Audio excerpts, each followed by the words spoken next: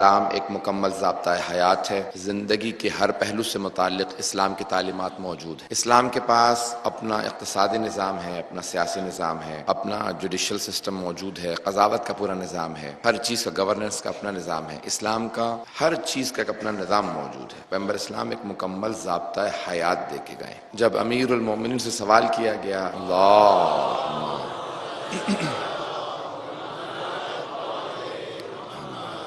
کہ یا علی سیاست کے لیے کیا شرائط ہیں، تو آپ نے فرمایا کہ کفا بالعدل سائسہ، سیاست میں صرف ایک چیز شرط ہے اور وہ ہے عدالت۔ سیاست میں عدالت شرط ہے۔ انسان کو عادل ہونا چاہیے تو پھر سیاست میں آنا چاہیے، اگر عادل ہو تو سیاست کرے، عدالت شرط ہے۔ تو اسلام ایک مکمل ضابطہ حیات ہے، ہر چیز کا جواب ہے اسلام کے پاس، لیکن اس جواب کو تلاش کرنے کے لیے انسان کو قرآن کی طرف رجوع کرنا ہوگا، محمد و آل محمد کی طرف رجوع کرنا ہوگا، وہ ہر چیز کا جواب بتائیں گے۔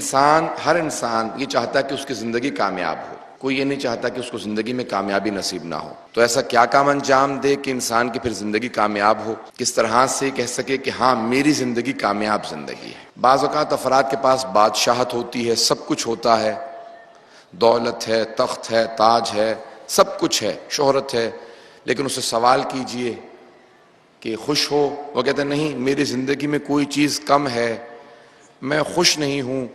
وہ کمی کیا ہے جس کی وجہ سے وہ کامیاب نہیں ہے؟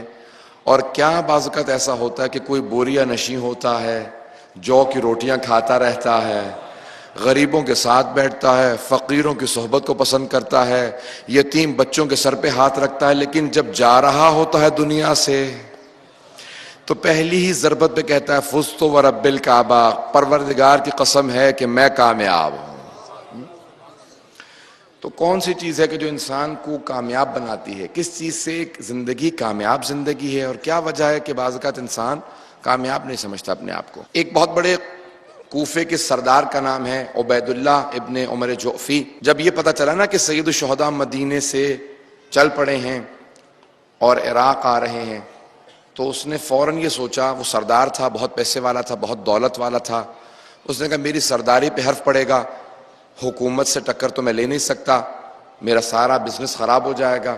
عبید اللہ ابن زیاد سے بہت ڈرتا تھا، تو اس نے کہا کہ میں کوفے سے کہیں باہر چلا جاتا ہوں تاکہ پھر مجھے امام حسین کا ساتھ نہ دینا پڑے، اور میں ان کے خلاف لڑنا نہیں چاہتا، نہ ان کے خلاف لڑنا چاہتا ہوں، اور اگر ان کا ساتھ دوں گا تو پھر حکومت سے بعد میں کون مقابلہ کرے گا؟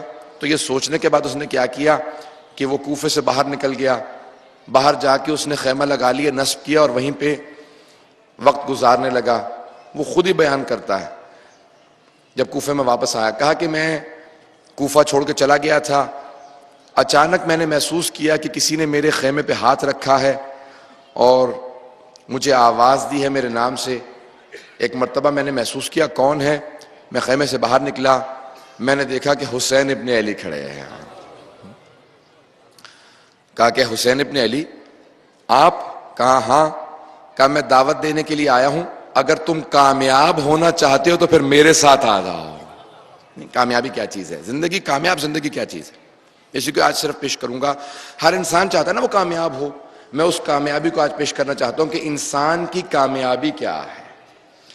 عزیزان گرامی، برادران محترم، میرے بزرگوں، میرے بھائیوں، میرے بچوں، اس بات پر غور کیجئے گا، میں تفصیل سے اس بات کو پیش کرنا چاہ رہا ہوں۔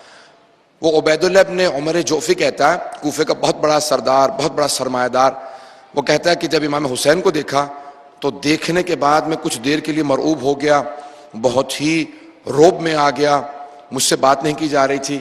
امام حسین نے کہا اگر کامیاب ہونا چاہتے ہو نا پھر میرے ساتھ آ جاؤ۔ کہا پھر کیا ہوگا؟ کہا کامیاب ہو جاؤ گے، فتح یاب ہو جاؤ گے، پیروز ہو جاؤ گے۔ کہا پیروزی چاہتے ہو، فتح چاہتے ہو، حسین ابن علی کے ساتھ مل جاؤ۔ کہا میں کوفہ چھوڑ کے اس لیے آیا ہوں تاکہ آپ کا ساتھ نہ دینا پڑے، بعد میں حکومت سے کون مقابلہ کرتا پھرے گا، کیونکہ کامیابی ان کی نگاہ میں جینا کامیابی تھا۔ وہ سمجھ رہے تھے کہ ہم جئیں گے، یہ کہہ رہے ہیں نا کامیاب ہو جاؤ گے تو پھر ہم جئیں گے، ہمیں بیت المال ملے گا۔ کہا ہاں جیت تو جاؤں گا، کامیاب تو ہو جاؤں گا، لیکن حکومت سے مقابلہ کون کرے گا؟ امام نے کہا نہیں، بعد میں بہت پچھتاؤ کہ میرا ساتھ دو۔ کہا حسین کیونکہ آپ خود چل کے آئے ہیں تو میرے پاس ایک گھوڑا ہے کہ پورے کوفے میں کسی کے پاس اتنا اچھا، اتنا قیمتی گھوڑا نہیں ہے، میں اپنا گھوڑا آپ کو ہدیہ کر رہا ہوں۔ میری ایک تلوار ہے یہ 1000 دینار کی ہے، درہم کی نہیں. ہر 10 درہم کا 1 دینار ہوتا تھا. درہم چاندی کا سکہ، دینار سونے کا سکہ. کہا 1000 دینار کی یہ تلوار ہے. یہ تلوار میں آپ کی خدمت میں پیش کرتا ہوں، یہ گھوڑا میں آپ کی خدمت میں پیش کرتا ہوں. مولا نے کہا کہ میں تجھے کامیاب بنانے آیا تھا. مجھے اگر اس تلوار کی ضرورت ہوتی، اس گھوڑے کی ضرورت ہوتی تو میں وہ کہہ دیتا کہ مجھے نہ کسی تیرے گھوڑے کی ضرورت ہے نہ تیری تلوار کی ضرورت ہے. تلوار بھی تو اپنے پاس رکھ، گھوڑا بھی اپنے پاس رکھ، میں صرف تیری کامیابی چاہتا تھا. اب حضرات یہاں پہ پیاسا کنویں کے پاس نہیں گیا ہے، کنواں پیاسے کے پاس چل کے آیا ہے. تو کہا کہ اگر کامیاب ہونا چاہتا، کہا کہ جیسے میں نے کہا کہ نہیں مولا میں آپ کے ساتھ نہیں آ سکتا، اے حسین ابن علی میں آپ کا ساتھ نہیں دے سکتا. آئے میرے پاس بیٹھ کے کھانا کھائے. امام نے کہا تیرا کھانا نہیں چاہیے، میں کھانا مانگنے نہیں آتا. کہا امام حسین اٹھے اور چلنے لگے.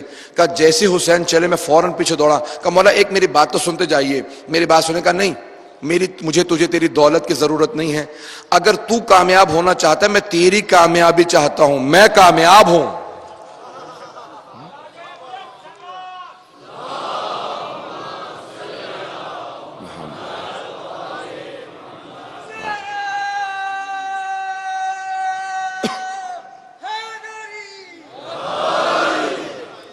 توجہ فرما رہے ہیں عزیزان گرامی. مولا نے کہا میں کامیاب ہوں، میں تیری کامیابی چاہتا تھا. جیسے میں کامیاب ہوں میں چاہتا تھا تو میرے ساتھ مل جائے، تو بھی کامیاب ہو جائے گا، میری وجہ سے کامیاب ہو جائے گا. تو وہ عبید اللہ ابن عمر جوفی کہتا ہے کہ میں حسین کے پیچھے چلنے لگا، دوڑنے لگا. کہ میں نے دیکھا کہ اچانک چھوٹے چھوٹے سے بچے دوڑتے ہوئے آئے اور امام حسین سے کھیلنے لگے. کہ کچھ ان کے اپنے بچے تھے، کچھ اور اس پورے علاقے کے بچے تھے. کہ بنی اسد کے بچے تھے، 3 4 5 5 6 برس کے چھوٹے چھوٹے بچے. کہا کہ ایسا محسوس ہو رہا تھا کہ جیسے کوئی پرندہ اپنے چوزوں کو لے کے چلتا ہے، حسین کے چاروں طرف بچے گھرتے ہوئے چلے آ رہے ہیں. کہ میں نے اچانک حسین کے چہرے کو دیکھا تو مجھے اتنا ہیبت و جلال نظر آیا کہ میں اور زیادہ گرویدہ ہو گیا. کہ میں نے محسوس کیا کہ حسین آہستہ چلنے لگے تاکہ کوئی بچہ پیچھے نہ رہ جائے، ان بچوں کی رفتار سے چلنے لگے. کہ اگر کوئی بچہ گرتا تھا حسین فوراً رک جاتے تھے، اس بچے کو اٹھا کے سینے سے لگا کے پیار کرتے تھے، پھر اس کو زمین پہ رکھتے تھے. کہا بچوں چلتے رہو. کہ اتنے سارے بچے حسین کے ساتھ چل رہے تھے اور حسین کہہ رہے تھے سن مجھے فوج کی ضرورت نہیں ہے، ان بچوں کے ساتھ میں کامیاب ہوں. ہیں بچے میرے ساتھ لیکن میں کامیاب ہوں. کہ حسین چلے گئے. کہ وقت گزرا، حسین کی شہادت ہو گئی، وہ کوفے واپس پہنچا. کہ اس کے بعد تاریخ نے یہ لکھا ہے کہ عبید اللہ ابن عمر جوفی کا کچھ عرصے سوچتا رہا اور وہ امام حسین سے متعلق اتنا زیادہ سوچنے لگا کہ اس کے بعد پھر وہ اپنی عقل کو کھو بیٹھا اور اس نے خودکشی کر لی. کیا کیا؟ اپنے آپ کو اس نے فرات میں گرا دیا کہ میں نے حسین کا ساتھ نہیں دیا. مجھے سمجھ میں نہیں آ رہا تھا اس وقت کہ وہ میری کامیابی چاہ رہے ہیں. کہ بعد میں مجھے سمجھ میں آیا کہ دولت کا ہونا، پیسے کا ہونا، شہرت کا ہونا، زندگی کا ہونا کامیابی نہیں ہے، حسین کا ساتھ دینا کامیابی ہے.